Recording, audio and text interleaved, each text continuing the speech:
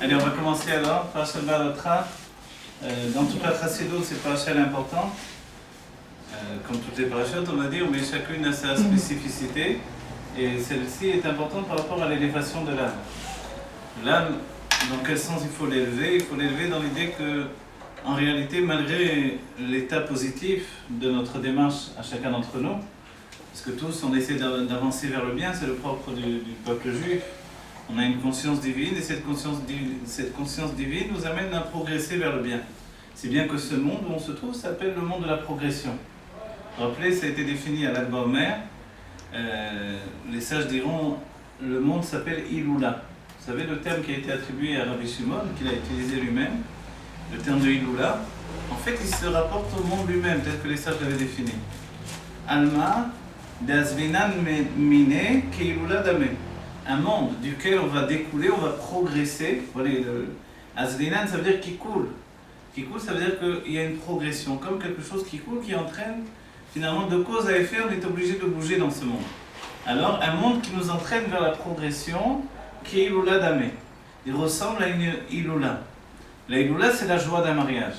C'est parce que ce monde occasionne le fait que notre âme va s'habiller avec la matière, et par la confrontation avec la matière, il va progresser de niveau en niveau.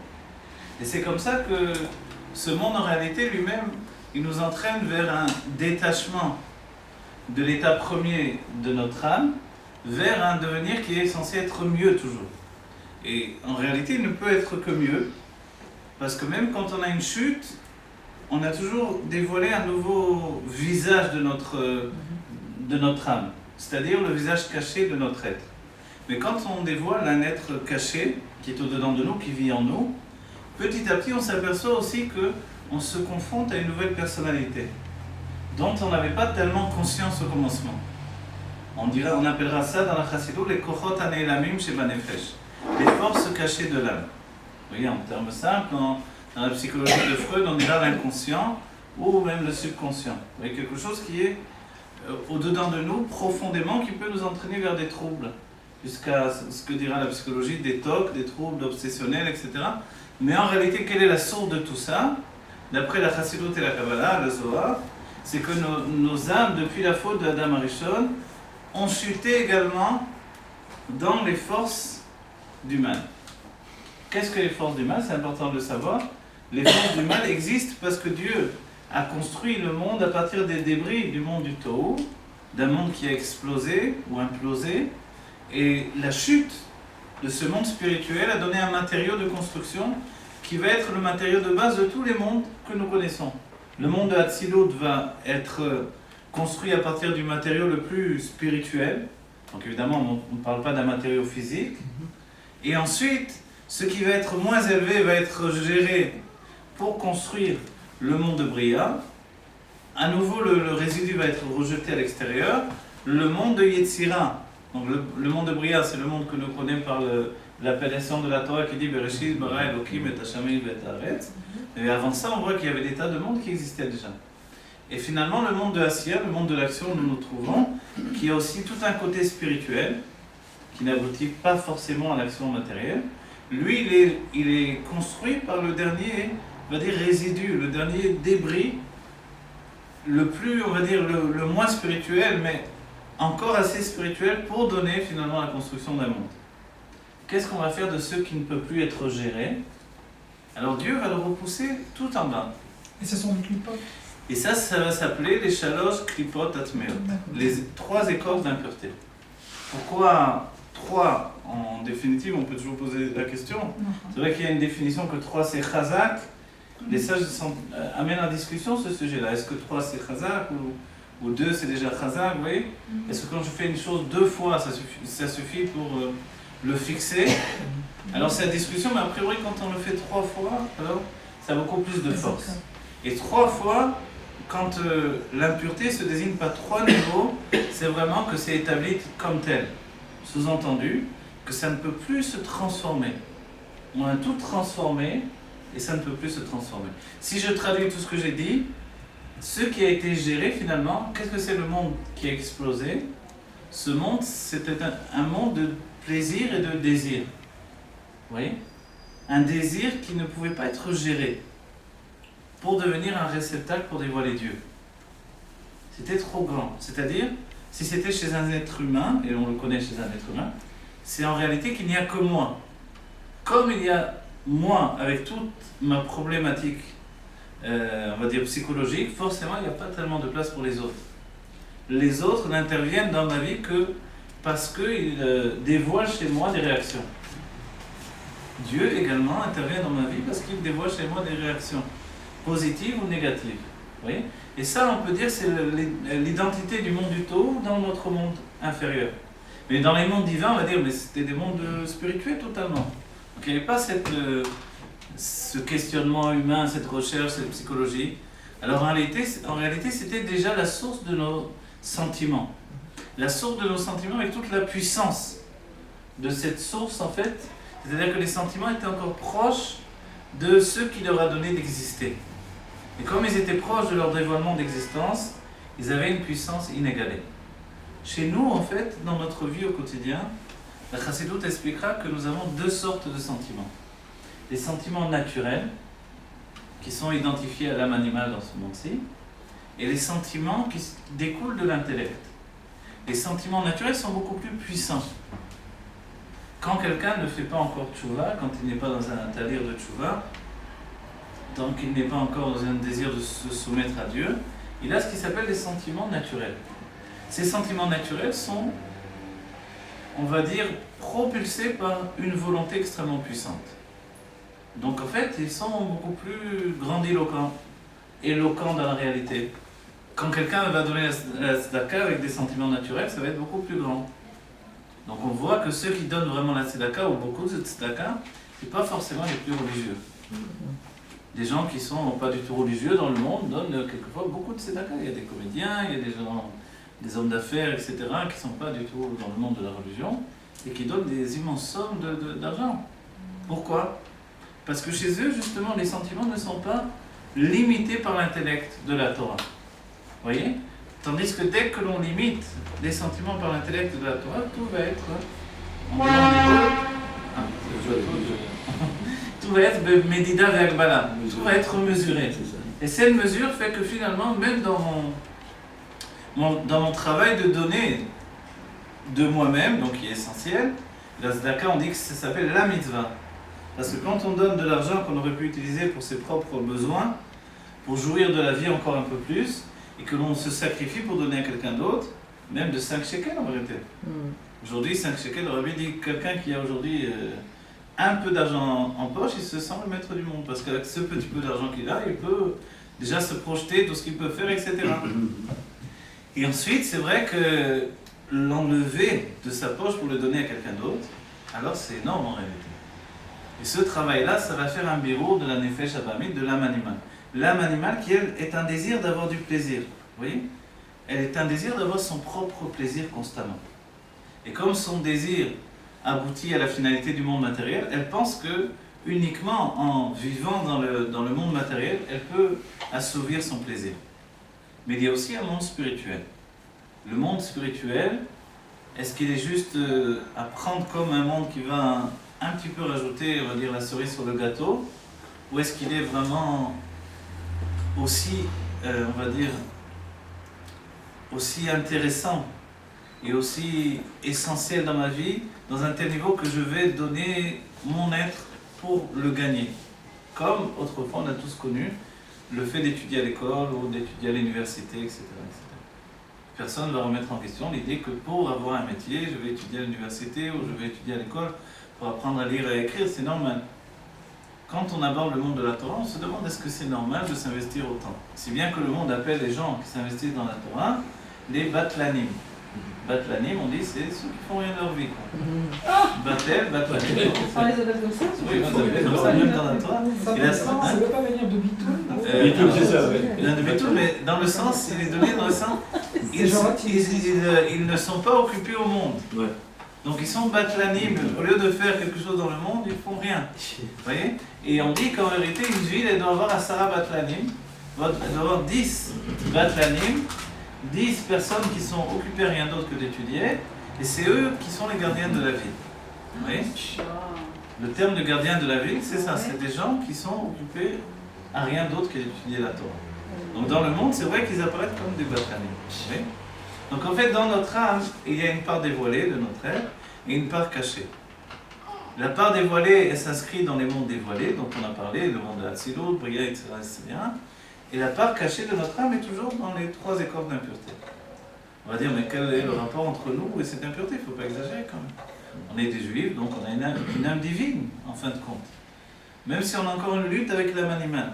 Mais cette lutte, d'où est-ce qu'elle provient? C'est ça la question. Alors dans le Tanya, on définira qu'il y a 2 sortes de Yetzerara. Il y a un Yetzerara qui est comme un démon juif qui pénètre en moi. Il y a un Yetzerara qui est comme un démon goy qui pénètre en moi. Dans la Chassidut, on n'a pas peur de dire le goy qui est en toi. Il y a même une histoire où un chassid arrive chez l'Admorazaken, il tape à la porte, et l'Admorazaken vient lui ouvrir, lui dit qu'est-ce que tu veux? Il lui dit je viens étudier. Et c'était en pleine nuit maintenant. Il est venu, il s'appelle Shmuel Munkach, qui est devenu un grand chassid de l'Admorazaken. Et il arrive, il tape en pleine nuit, il se dit je sais où est la maison du rabbi, c'est celle qui était éclairée en pleine nuit. Le rabbi est occupé à étudier. Vous voyez une maison éclairée, il tape.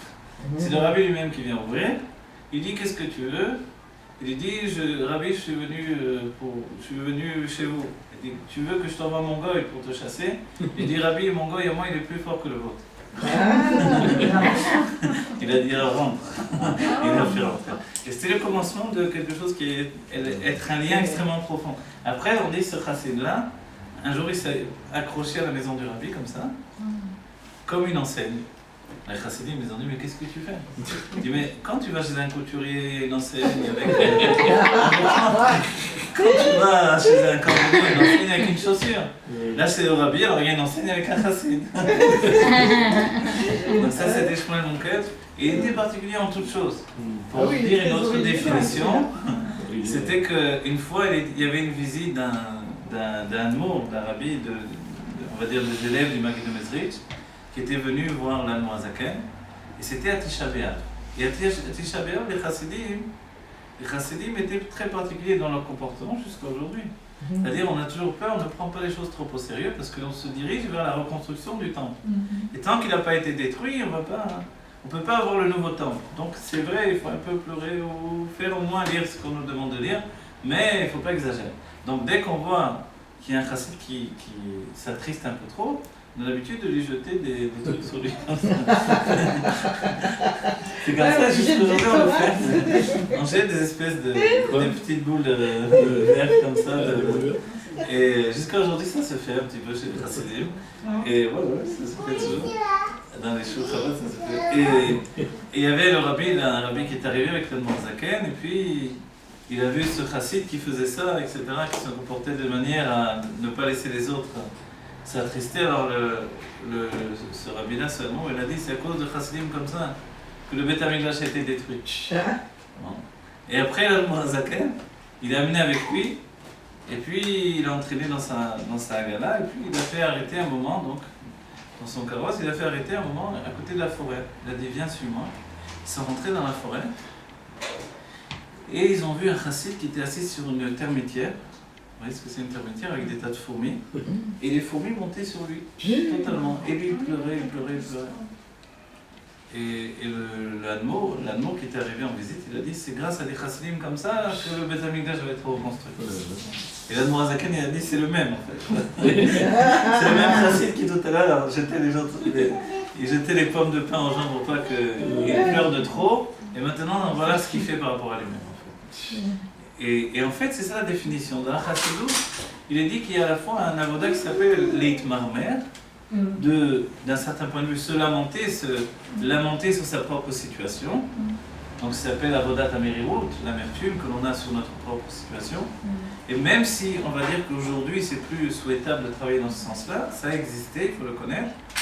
Et il faut au moins être conscient que voilà, c'est aussi une grande catastrophe. Vous savez que dans la Chassidut, on utilise le terme de Geinom, mais non pas comme on l'utilise de manière générale.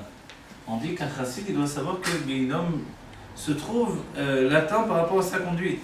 Mais ce n'est pas quelque chose qu'on attend au futur. Pourquoi? L'Admorazaken a dit que le Gehinnom, donc l'enfer, je ne sais pas comment dire en français, l'enfer, il a dit une fois l'Admorazaken, le Gehinnom a brûlé. À force de brûler pendant des siècles, il a brûlé totalement. Alors il fallait le rénover, à la place on lui a donné le Gan Eden à Tarton. On lui a donné le Gan Eden à Tarton, le Gan Eden inférieur, le jardin d'Éden inférieur. Ça voulait dire quoi? Vous savez que cet enseignement-là, il est extrêmement profond. Ça voulait dire que depuis l'époque de l'Admorazaken, les considérations de ce qui est la récompense et de ce qui est la punition ont tout à fait changé. Le Gan Eden à Tarton lui-même, c'était une récompense du travail de l'action des mitzvot. Le Gehinnom, donc a priori, c'est quand on avait fait des avérotes, des choses qui allaient contre Dieu. Et tout à coup, on leur a donné à la place. Ceux qui faisaient des avérotes, ils se sont vus attribuer le Gan Eden à Tarton. C'est-à-dire que le niveau de demander une récompense pour l'action des mitzvot était devenu comme un Gehinnom, en fait. Vous voyez? Donc en fait, on ne pouvait plus vivre dans cet ordre d'esprit. C'est-à-dire qu'aujourd'hui, si je fais des mitzvot, je ne dois plus penser qu'il va m'arriver d'être récompensé pour ça, non? C'est-à-dire le fait de demander une récompense. Voilà, le fait de penser que mon judaïsme peut se tenir uniquement à ça, alors là, on va dire c'est terminé. On n'en est plus là. On n'en est plus là. L'action elle-même, Sachar mitzvah mitzvah, l'action des mitzvot elle-même, elle est ma récompense. Tu veux plus que ça? Alors, investis-toi plus. C'est-à-dire qu'aujourd'hui, on doit accéder directement, et c'est le but de la chassidut, en général, et la chassidut Rabbah, il faut arriver à l'essence au bout du compte, on doit passer par ce qui s'appelle Tshuva Ilaha. La Tshuva Ilaha, elle passe par l'étude. Tshuva Ilaha, donc la Tshuva supérieure, c'est par le fait que l'étude me donne de connaître Dieu, et par rapport à ça, je peux accéder à un éveil de moi-même, on va dire, intérieur. Un éveil intérieur, c'est une autre chose. Je vais vous dire la différence, tout simplement. Vous vous rappelez, le début du Tanya nous disait que on nous fait jurer à chacun d'entre nous dans le ventre de notre mère. Tei tzadik ve'al tei rasha, sois injuste et ne sois pas un impie. Ve'afalpi shekol ha'olam kulo omrim lecha tzadik ata yeh benecha kerasha. Et même si le monde entier te dit, ah là là, celui-là quel tzadik, ça va vite de dire à quelqu'un c'est un tzadik. Alors lui, il doit se dire à ses propres yeux qu'il est un rachat. Mais il écrit Keracha comme un rachat. La finalité du Tanya, c'est de nous dire d'être comme un Benoni.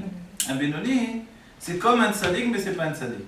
Donc, de ce point de vue, c'est comme un rachat. Parce qu'il a du Yetzirah comme le rachat, mais il ne fait pas de faute comme le tzaddik. Donc voilà, il est Keracha. Donc la lutte avec le Yetzirah, forcément, on a l'impression que c'est un travail inutile.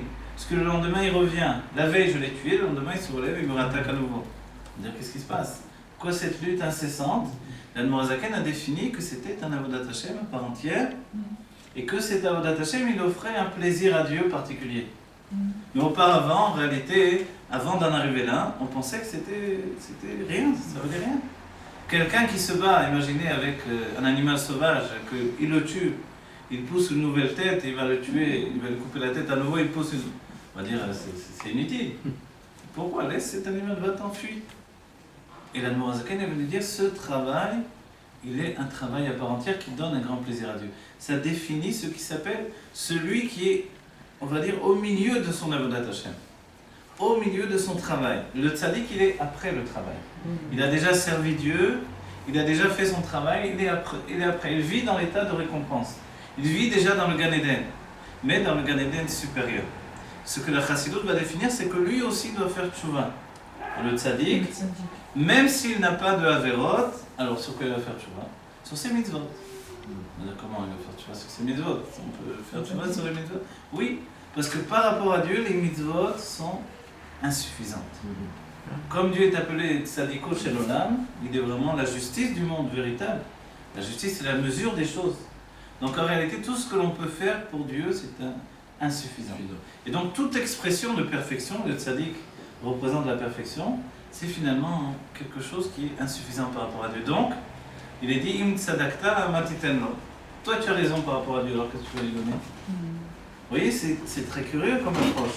C'est-à-dire que quand j'ai raison par rapport à Dieu, c'est comme si j'apportais rien à Dieu. Alors quoi? Alors je ne dois pas avoir peur d'avoir tort. Je ne dois pas avoir peur de considérer que j'ai un Yetzirah. Je ne dois pas avoir peur de me voir finalement comme un homme qui n'est pas arrivé à un stade supérieur.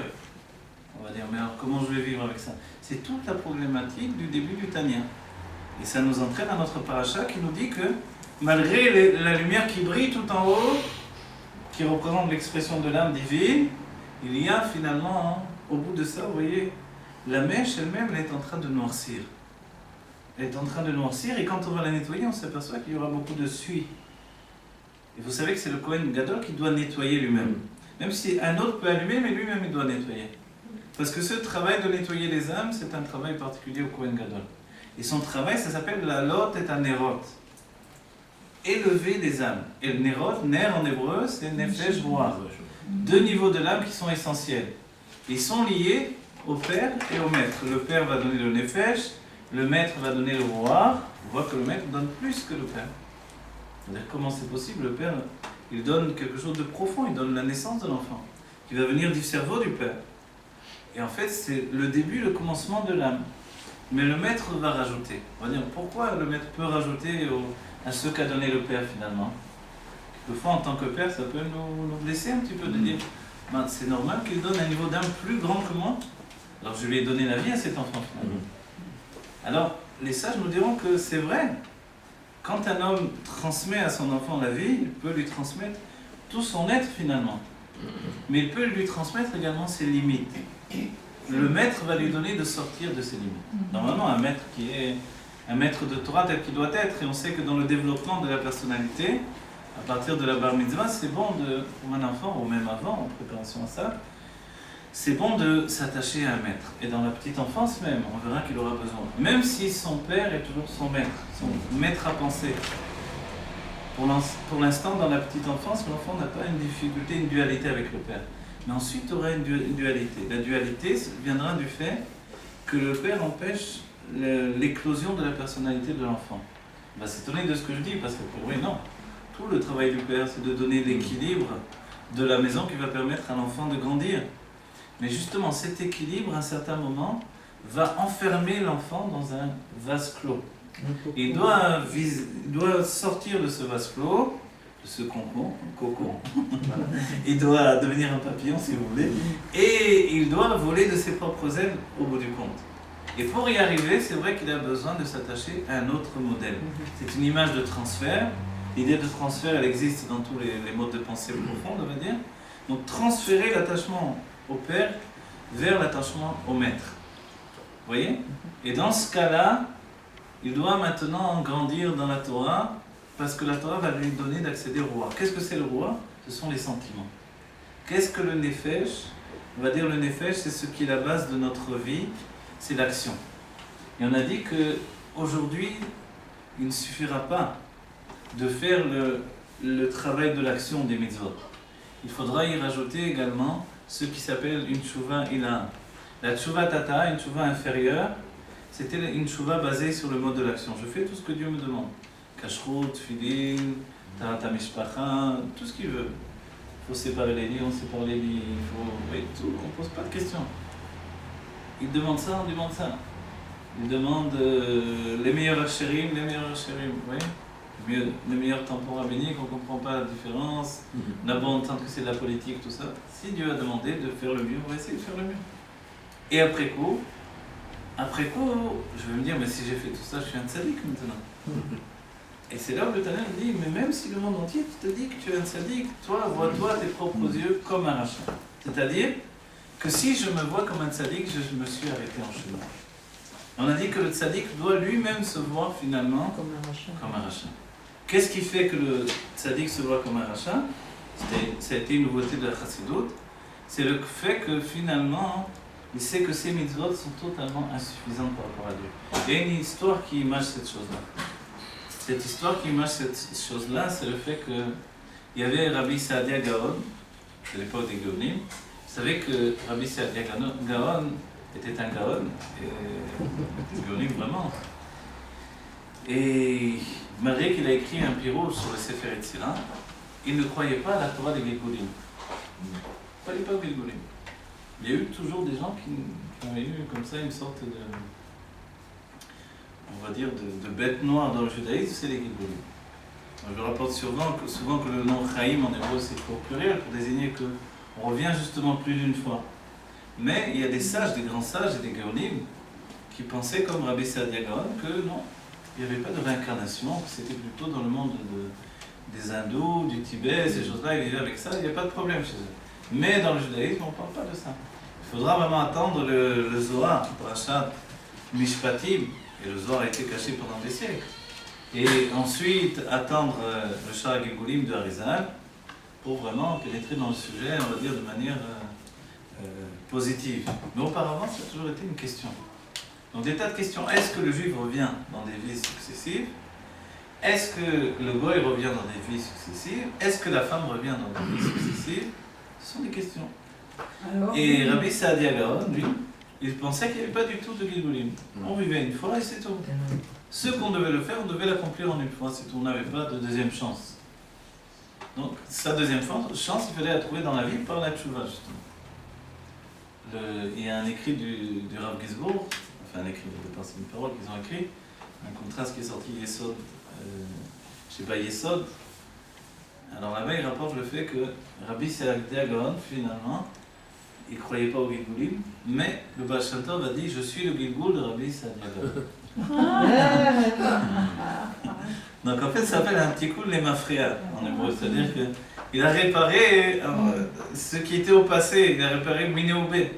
Il a réparé le fait de dire, en disant cette phrase-là, je suis la réincarnation de Rabbi Saadia Gaon. Il a réparé le fait que voilà, j'avoue que les Gilgulim existent.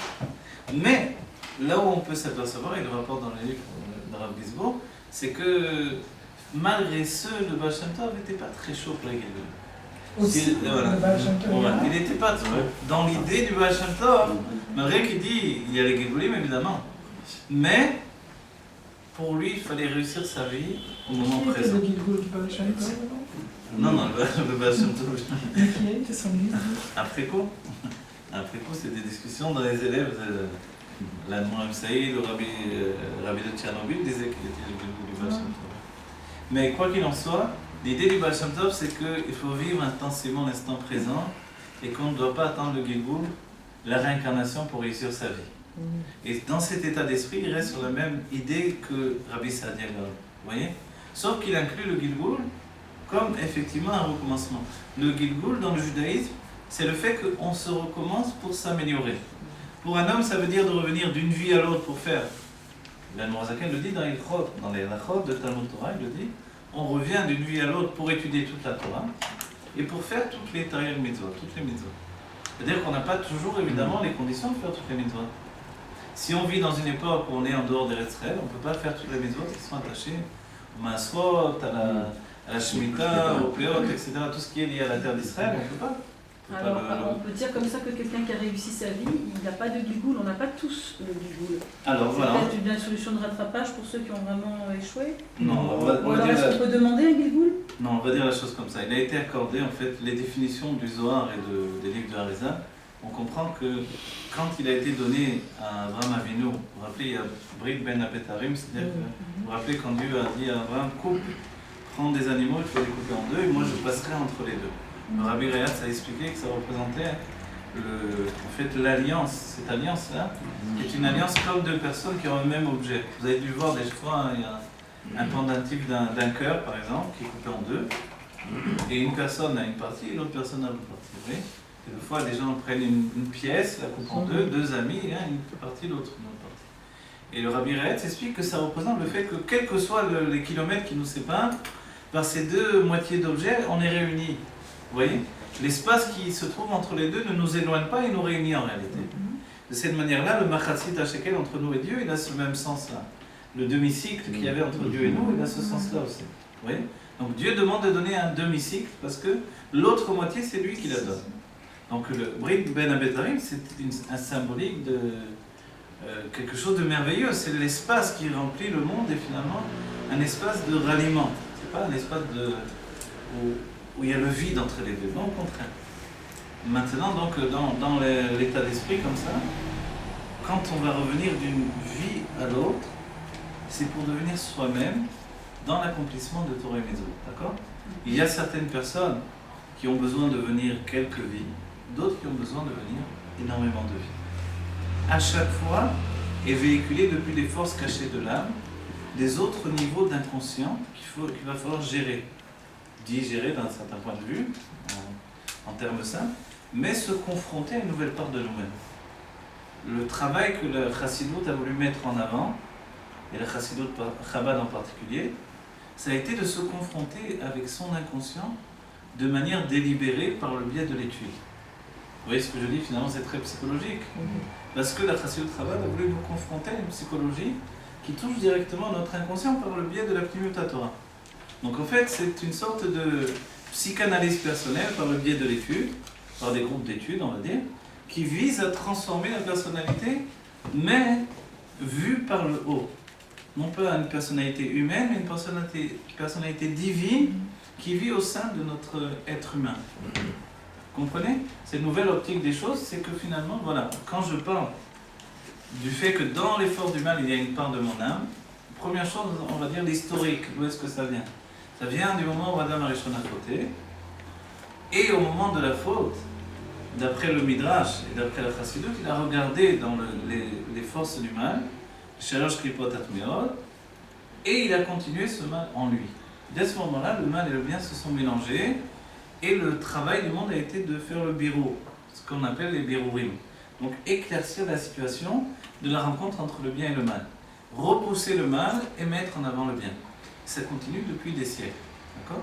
Le mode de travail dans la Gemara a été mis en avant sur le travail contre le mal. Et ensuite, le monde, on va dire, dans l'étude, on va dire, des sentiments qui est lié à la Gemara, il y a deux mondes qui sont nés de cette observation-là. Il y a le monde du Moussa, qui vient d'une continuité de l'esprit de la Gemara, et qui lui se confronte avec le mal. Donc il met en avant le Sourmera, combattre le mal. La Chassidoute a mis en avant finalement le Osetov. L'un et l'autre vont choisir leur camp. Mais l'un comme l'autre doivent porter aussi une part de Osetov ou de Sourmera, bien sûr.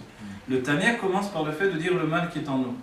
Quand l'Admour HaZaken parle des 4 éléments, il désigne essentiellement les 4 éléments de l'âme animale. Donc, même au commencement, quand on a dit qu'il nous confronte avec notre situation, il nous dit, si un homme fait une faute, ne serait-ce qu'un instant, j'arrive, j'ai étudié toute la journée peut-être au collège, ou j'ai travaillé toute la journée, je viens, je ne suis pas tellement fatigué, je ne suis pas épuisé, je ne suis pas écrasé de fatigue, je peux étudier encore, je ne le fais pas, je préfère regarder quelque chose sur Internet ou quoi que ce soit. À ce moment-là, j'ai fait un bitul Torah qui fait qu'il est dit karet et karet. Je suis retranché directement. La faute est tellement grave que mon âme est retranchée. Mais bien sûr, je vais faire tchouva dès que je vais revenir à l'étude, et mon âme m'est rendue à ce moment-là. Donc il y a eu un laps de temps où j'ai été véhiculé par des forces qui sont autres que la Gdusha elle-même. Ensuite, quand la Gdusha revient, elle se confronte à une énergie, à une passion de vivre qui n'est pas le monde de la Gdusha. Parce que dans le monde de la Gdusha, malheureusement, c'est plus difficile d'imposer à l'être de vivre avec une passion de vivre. Il n'y a que vraiment quand il se met dans la Torah du matin au soir qu'il arrive à débloquer quelque chose et finalement il dévoile une passion pour l'étude extrêmement poussée. Vous voyez, quand on dit les sages de l'Almara, on voit que c'était des sages qui étaient capables de se tuer par le regard. Tellement ils étaient des feux de Torah. Et ce côté-là, en fait, la passion de la Torah, c'est quelque chose qui brûle, c'est un feu dévorant. Alors ça nous fait peur quand on dit ça, mais ça veut dire que c'est vraiment entier, c'est énorme, c'est immense. Donc forcément, l'âme animale est transformée totalement. Il n'y a plus d'âme animale. Vous voyez?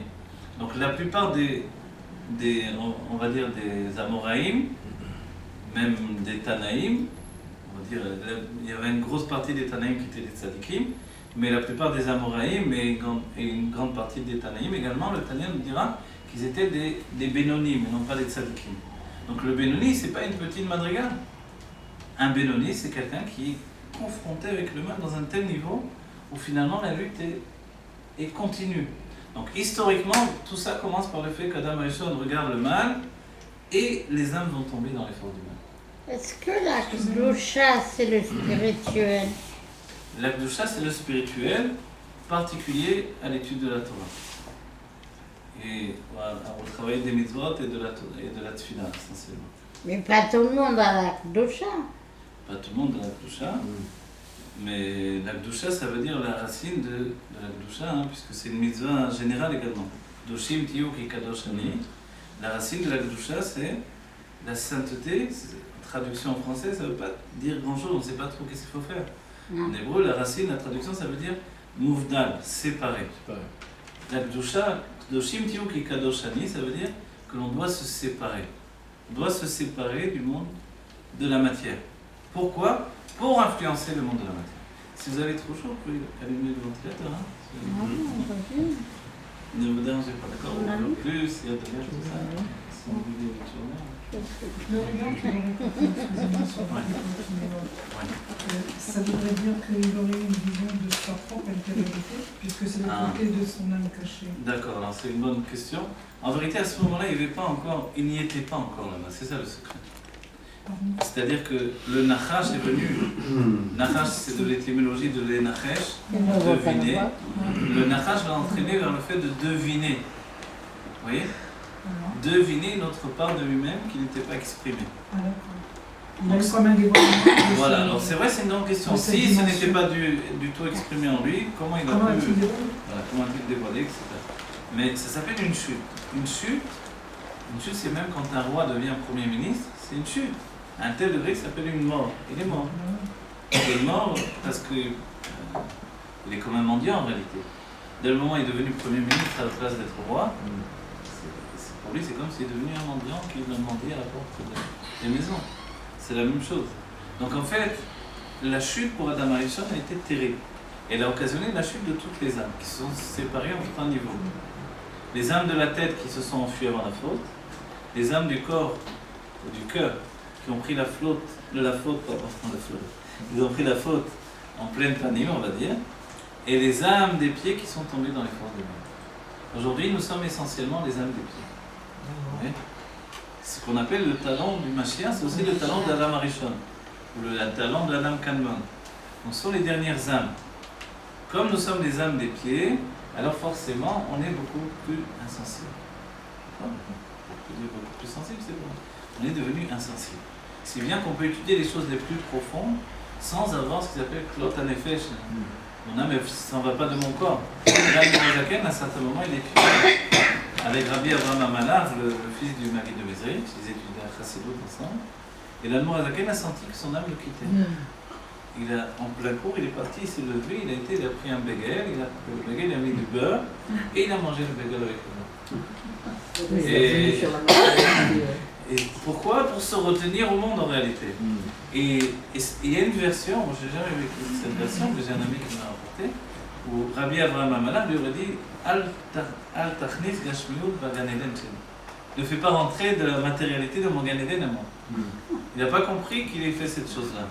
Mais les rabbins diront que l'Admor Azaken savait que l'essentiel c'était de résider ici. La même question a été posée à l'Admor Azaken quand il a été enfermé en prison. Rabbi Levitra de Berditchev lui a dit mais pourquoi tu as eu à subir cette souffrance-là? Tu aurais dû sortir de là-bas, tu aurais dû quitter les choses, tu aurais dû, avec des noms divins, avec un miracle, et t'en sortir vite fait, ne pas rentrer dans cette histoire-là. Et l'Admor Azaken lui a dit non. Dieu a voulu qu'il y ait une maison ici-bas, qu'il lui soit fait une maison ici-bas. L'idée que lui soit fait une maison ici-bas, c'est que l'on joue avec les cartes qui ont été distribuées. Pas que l'on sorte à chaque moment un joker qui était imprévu. Le tzaddik, c'est ça, en plein jeu, il sort son joker, et tout est transformé, forcément, il gagne à tous les coups. Et l'Admor Azaken dit non, pour l'emporter contre les forces du mal, il faut jouer le jeu de manière intériorisée. C'est-à-dire de manière où les cartes sont celles que l'on nous a données à tous les êtres humains. Si bien que le Rabbi Rayatz, quand il est rentré en prison et qu'il a reçu des coups, qu'il a été condamné à mort, qu'il a été frappé, qu'il a été humilié, tout ça c'était vécu comme un homme, comme un autre, exprès. Et le Rabbi le fait remarquer, a priori il y a des tzadikim, on les a pris, on les a empalés, d'autres on leur a coupé, on leur a fait des tas de choses terribles, arraché la peau avec des pinces, on les a brûlés, et puis ils ont vécu ça comme une alia, comme une élévation, comme un jour de joie. Alors pourquoi le Rabbi Rayatz raconte ce qui lui est arrivé en prison comme une épreuve terrible qu'il a traversée? Voilà, parce qu'il a vécu tout ça comme chacun d'entre nous, pour nous donner la force à nous autres de le vivre également comme lui. Et on voit, c'est pas simplement qu'il envoyait des juifs enseigner la bête aux enfants et qu'on les prenait, on les envoyait au goulag et on les tuait, etc., qu'est-ce qu'ils faisaient? Ils renvoyaient d'autres chassidim, des géonim des fois. Ils prenaient des géonim qui connaissaient toute la Torah, ils les envoyaient apprendre le Nefbet aux enfants. Et quelquefois c'était dur évidemment pour eux, imaginez. Les gens qui connaissent toute la Torah allaient apprendre aux enfants, c'était une chute terrible pour eux. Et puis, certains qui ne voulaient pas le faire, il y a une histoire avec Reb Itchia Matmid, où on dit qu'il avait du mal à accepter cette mission-là. Et le Rabbi Rayatz lui a dit, si tu ne fais pas ce que je te demande là, tu n'es plus mon chassid. Tu n'es plus un chassid. Tu es autre chose, tu es un être indépendant, et vous fais ce que tu veux. Mais il est parti, il a fait comme les autres. Mais en fait, donc, le Rabbi Rayatz ne faisait pas que le vivre comme un Méchaléa, quelqu'un qui envoyait, qui ne se mouillait pas lui-même. Non, lui-même, il est rentré là-dedans, il a vécu comme les autres qui ont vécu. Il y a des chassidim qui sont restés 20 ans en exil. Vous savez ce que ça veut dire, 20 ans sans voir sa famille, c'est être coupé de tout, à travailler dans la neige, des travaux forcés, etc. C'était quelque chose de terrible. Il y a des tas de chassidim qu'on a connus qui ont vécu ça. Et en fait, cette idée-là, c'est de faire des rabatarton. Un tzaddik peut tout transformer en un instant. Mais il préfère le vivre de l'intérieur. C'est ça, c'est le travail que nous tous, nous vivons. Et on va dire au bout du compte, mais pourquoi? C'est parce que la Géoula ne peut pas venir d'en haut et être une Géoula qui va transformer le monde de l'intérieur. Si elle vient d'en haut, elle est comme un miracle de la sortie d'Égypte à nouveau. Mais la sortie d'Égypte n'a pas transformé l'Égypte, elle a détruit l'Égypte. Donc détruire l'Égypte, évidemment, Dieu peut le faire en un instant. Mais transformer l'individu de l'intérieur, ça c'est seulement l'individu lui-même qui peut accepter ce travail-là. Et pour ce faire, les rabbins ont pris sur eux de vivre les choses de l'intérieur. Et c'est pour ça qu'ils ont traduit le sujet du divin dans des consciences humaines. Donc finalement, le divin est confronté à notre humanité. C'est là où il devient finalement, on pourrait dire, alors il va chuter terriblement. En réalité, on a le pouvoir de lui donner d'être meilleur. On peut améliorer le divin, oui, quand on lui donne une facette humaine. Vous comprenez? C'est-à-dire que jamais la Torah ne doit nous donner de perdre notre personnalité. On doit devenir nous-mêmes, mais aller jusqu'au bout de nous-mêmes. Et pour ça, il faut se confronter avec tous les aspects de notre vrai visage dedans de nous. C'est-à-dire ne pas même avoir peur, et c'est le commencement du Tanya, la maskana première de ce livre qui a bousculé plus d'un, Rabbi Hillel de Paris, avant de rencontrer l'Admorazaken, finalement il ne l'a jamais rencontré, finalement. Mais avant de devenir un chassid de l'Admor Saï et du Tzemar Tzedek, alors le Shabbat et la semaine, pour lui, étaient totalement différents. La semaine, il étudiait la Gemara dans la Beth Knesset. C'était un génie, à 13 ans, il connaissait déjà tous les livres. Il connaissait même tous les Ktivei Arizal, les livres du Arizal par cœur. Et le Shabbat, il s'enfermait dans une petite pièce dans la Beth Knesset. Il mettait le talit sur lui avec une chavruta, ils étudiaient tous les deux. Jusqu'au jour où lui est tombé un Tanya sous la main. Il a étudié le Tanya, alors ils étaient enfermés évidemment, que personne ne les dérange. Il a ouvert la porte, il a enlevé le talit, il a dit, je croyais que j'étais un tzaddik, Alvaï Benoni. Il a dit, pourvu que je sois seulement un Benoni. Donc quelqu'un qui a, malgré son Yetzer Hara, quelqu'un qui ne faute jamais. Finalement, il est devenu un tzaddik du Tanya, il faut préciser. Mais c'est de lui qu'est restée cette appellation Alvaï Benoni. Et Alvaï Benoni, c'est une considération finalement d'accepter de combattre le mal tout le temps, toute ma vie. Est-ce que c'est lié à notre génération? Non. Ce que le Rabbi a dit de manière extraordinaire, c'est qu'à notre génération... Ah, quelqu'un qui va avoir le temps au fond, là. Oui, il faut décrocher et appuyer sur le bouton bleu. Alors, ce Alvaï Benoni finalement, qu'est-ce que c'est cette situation-là? C'est que, on va dire, se confronter, deuxième étage. Se confronter au mal continuellement. Est-ce que l'on veut continuer dans cet ordre d'esprit? Rabbi nous dit qu'aujourd'hui, il y a des forces qui ont été données pour que l'on devienne des tzadikim. Oui, ça a l'air fou, ça a l'air... Hein? Voilà, les tzadik, on va dire. Mais sachez que si on réfléchit bien, lequel d'entre nous est capable de ne plus profiter de ce monde matériel Pas un bon whisky, un bon vin, et en même temps de travailler comme un forcené du matin au soir. On aurait buvait de la bénédictine. Oui, mais elle croit que ça c'est c'est la vrai. bénédicte. La vodka. Mais les tzadikim, ils ont de la... plus que la kedusha. Plus que la douche. J'ai un ami qui dit il a que du chat. Un ami Ils ont la douche. voilà, pour sa réproche les mains également. Yosef Yitzhak Ben Rachel. C'est des Achaya Batrana. Amen. Chacun ait une bonne santé. Ouais, Donc voilà. Alors en vérité, le Rabbi dit que chacun peut devenir des tzadikim. Mais dans quel ordre d'esprit est-ce qu'on peut vraiment devenir des tzadikim? Comme on l'entendait auparavant, ce tzadik qui a tout transformé véritablement. Alors on va dire oui, pourquoi pas. Ça va? Tiens. Il y a une chaise là? Elle est trop grande pour toi, tiens. Bon, merci.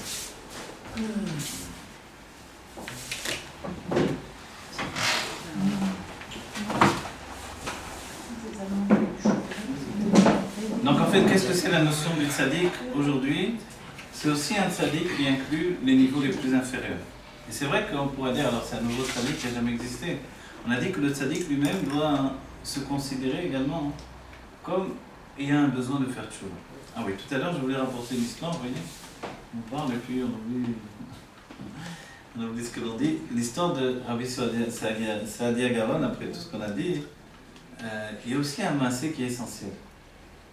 Rabbi Saadia Gaon, un jour, il se trouvait dans un endroit, il était parti, il était passé par une auberge, et il était évidemment très célèbre, un des plus grands sages du peuple juif. Il est arrivé dans cette auberge, et puis l'aubergiste ne savait pas qu'il avait accueilli Rabbi Saadia Gaon. Donc il a servi comme un client, comme les autres. Et puis, quand Rabbi Saadia Gaon est parti, quelqu'un est venu le trouver, l'aubergiste, il lui dit: tu te rends compte le mérite que tu as eu? Il dit: quoi? Qu'est-ce qui se passe? Comment? Tu as eu le mérite de voir sous ton toit Rabbi Saadia Gaon, tu l'as servi, tout ça? Quoi? C'était Rabbi Saadia Gaon. Puis moi j'ai servi comme un autre client. Et puis, c'était impossible de supporter ça pour lui. Il a couru derrière lui, il a couru, il l'a rattrapé, il s'est jeté à ses pieds, il a dit: pardon, excusez-moi. Il a dit: pourquoi tu me demandes pardon? Je vous ai pas servi comme il fallait. Il a dit: non, tu m'as très bien servi, j'ai eu tout ce qu'il fallait. Il dit: pas du tout, si j'avais su que c'était vous, j'aurais fait tellement plus. Et Rabbi Saadia Gaon, il a dit: mais c'est pas vrai, cet homme-là, il ne me connaissait pas. Hein. Donc il a pensé qu'il n'a pas fait assez pour moi. Maintenant qu'il a pris connaissance que c'est moi, il a voulu faire beaucoup plus. Il s'est tourné vers Dieu, il a dit: Dieu, moi, il y a un instant, je te connaissais moins que je te connais maintenant. Chaque instant, chaque jour, je rajoute dans la connaissance de Dieu. Et en fait, je ne suis pas comme cet homme-là qui me jette à tes pieds et te dire: pardon, j'aurais dû te servir beaucoup mieux. Et en fait, c'est ça ce qu'il a compris. Et ça, c'est la tchouva d'un tzaddik, de dire: pardon, maintenant je te connais encore plus aujourd'hui, j'ai encore appris encore plus de ta personne, et je t'ai pas servi comme il fallait. C'est ça ce que l'on doit réaliser. Et le tzaddik doit faire tchouva sur le bien. Et cette conscience de faire tchouva sur le bien, ça doit être la conscience du tzaddik que nous, on doit rencontrer. Vous voyez? Non plus s'attacher aux fautes qu'on a faites et dire: il y a des fautes, à cause de ça, je ne peux plus vivre, je ne peux plus le porter. Et vous savez que ça peut être fin. Voilà, la culpabilité de ce fait-là. Moi, je me rappelle, on m'envoyait quelquefois avec mes Koubalim, à l'époque j'étais avec mes Koubalim, on m'envoyait des élèves desquels ils savaient plus se dépêtrer comment faire parce qu'ils étaient. Parce qu'il leur donnait de rentrer dans des tikkunim. Vous savez ce que c'est les tikkunim? Alors du Harizal, il faut donner de l'argent, il faut faire des jeûnes, 3 jours de jeûne, jour et nuit. Et à la fin, on se roule dans la neige, nu. Oui. On met des sacs de style de pommes de terre qui grattent la peau, des tas de trucs comme ça. Des tikkunim du Harizal.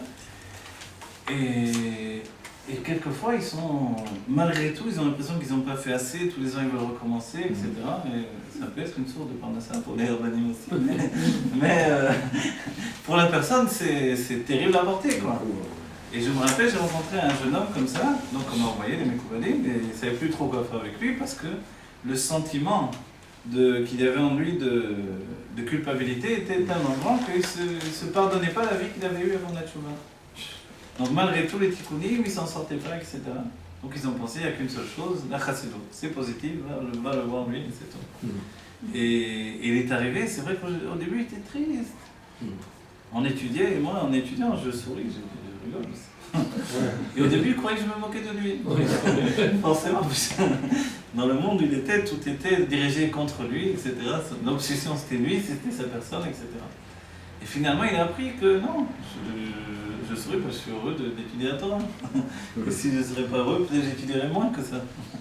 Et il a appris à se détendre, il a appris à rentrer dans un nouveau monde. Et ça a pris du temps, parce que finalement, il traînait avec lui un boulet. Et pour lui, finalement, malgré qu'il a fait tchouva, malgré ci et ça, sa vie antérieure, elle vivait toujours avec lui.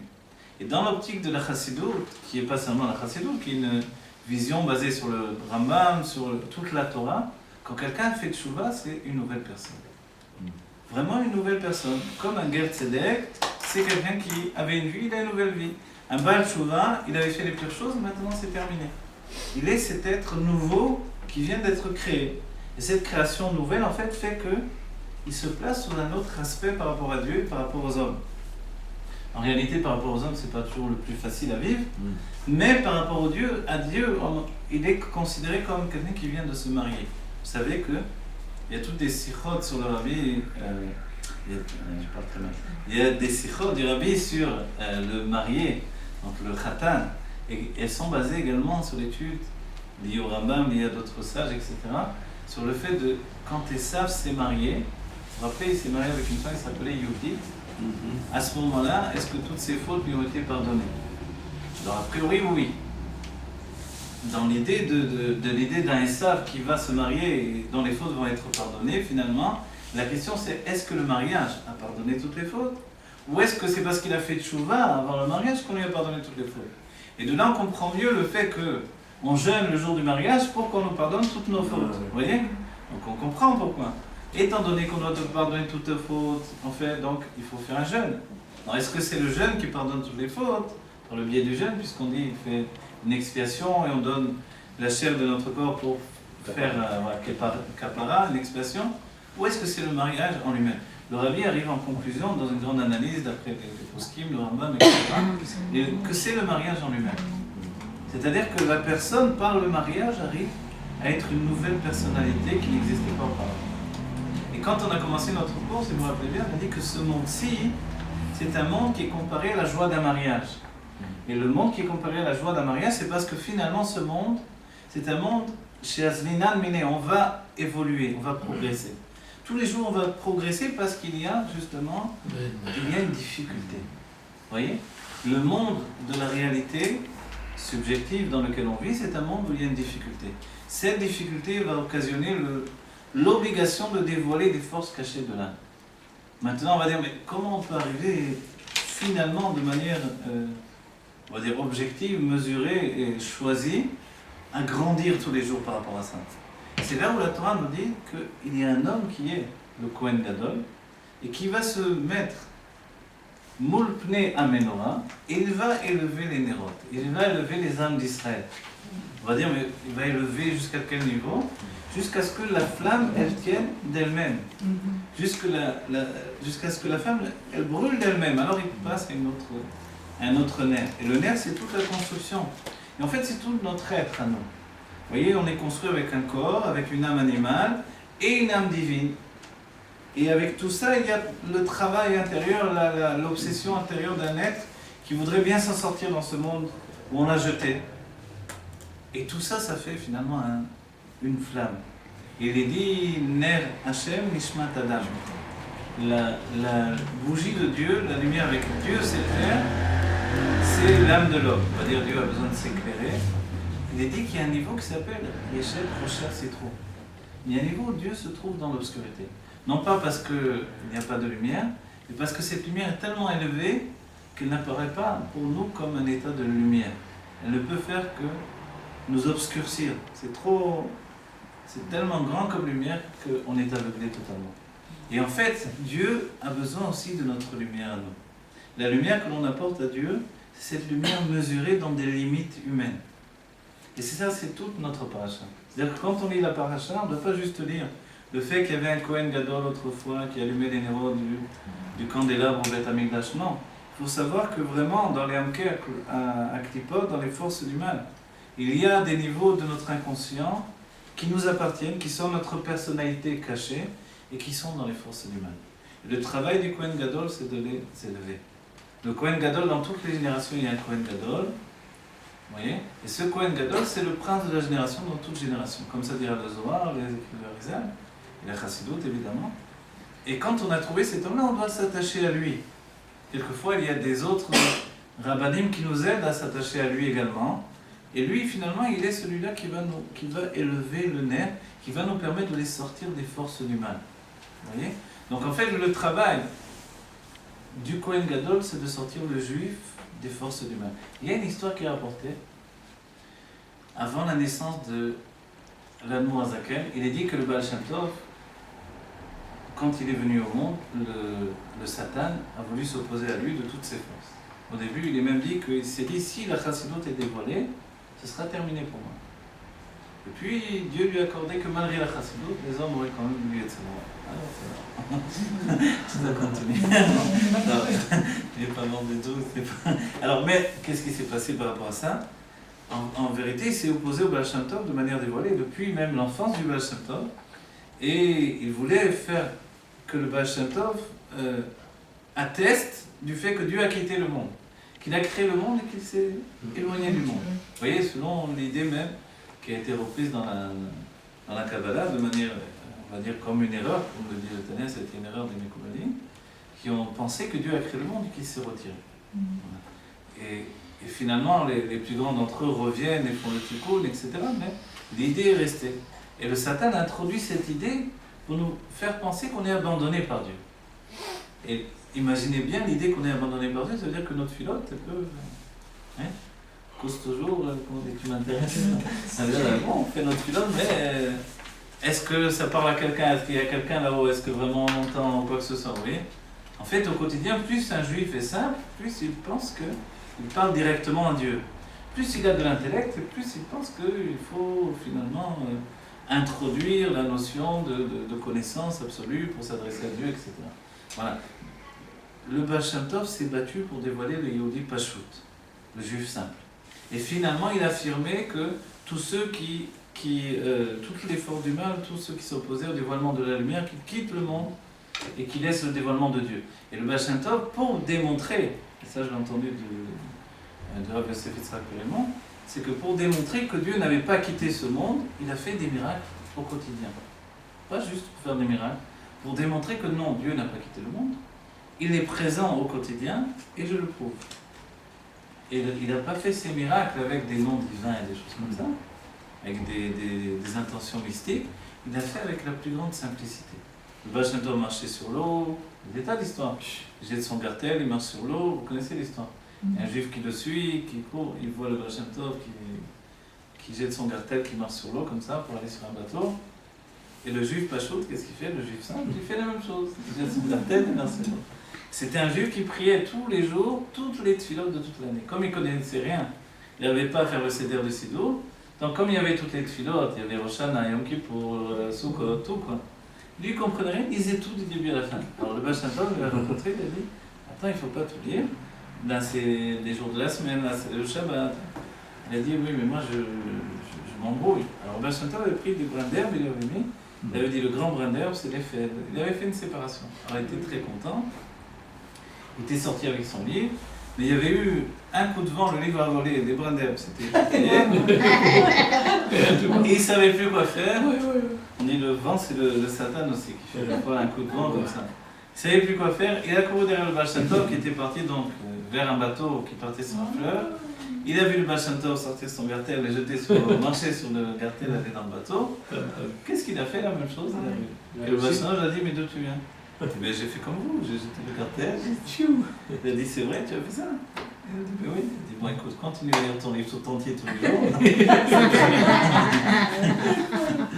Et voilà, en fait, dans cette vision des choses, en réalité, si Dieu n'a pas quitté le monde, tout est possible. Si Dieu a quitté le monde, forcément, il faut connaître des liens, des clés qui vont accéder au niveau les plus hauts. Donc le Baal Shem Tov a agi pour vraiment arracher, on dit que quand il a repoussé le Satan, il a dit que toutes les forces finalement du mal disparaissent, etc. On dit qu'il a arraché du Satan une âme qu'il tenait dans son bec, comme on peut dire. Comme ça, il est écrit dans l'expression chassidique. Et cette âme, c'était l'âme de l'Admour Azaken. une des plus grandes âmes qui soit jamais venue au monde. C'était une âme nouvelle qui n'était jamais venue au monde justement, qui n'avait pas fauté avec Adam Arishon, qui n'était même pas inclus dans Adam Arishon, comme d'autres âmes le seront par la suite, dans la Géoula. Et il savait que cette âme pouvait venir maintenant dans le monde. Alors il est parti tout de suite avec son serviteur, et puis ils sont partis en pleine nuit, et il a cassé la glace d'une rivière, et il s'est trempé dans l'eau. Il est resté très longtemps, si bien que la bougie qu'avait préparée le serviteur, elle s'est éteinte. Alors il est ressorti de l'eau, il a dit, il n'y a plus de lumière, il a dit, la bougie s'est éteinte. Alors il a dit, prends de la glace, trempe-la dans l'eau et allume-la. C'est ce qu'il a fait. Et il a eu pendant toute la nuit une bougie de glace qui était là. Et le Baal Shem Tov s'est trempé. Quand il est sorti, il a dit, ça y est, l'âme a été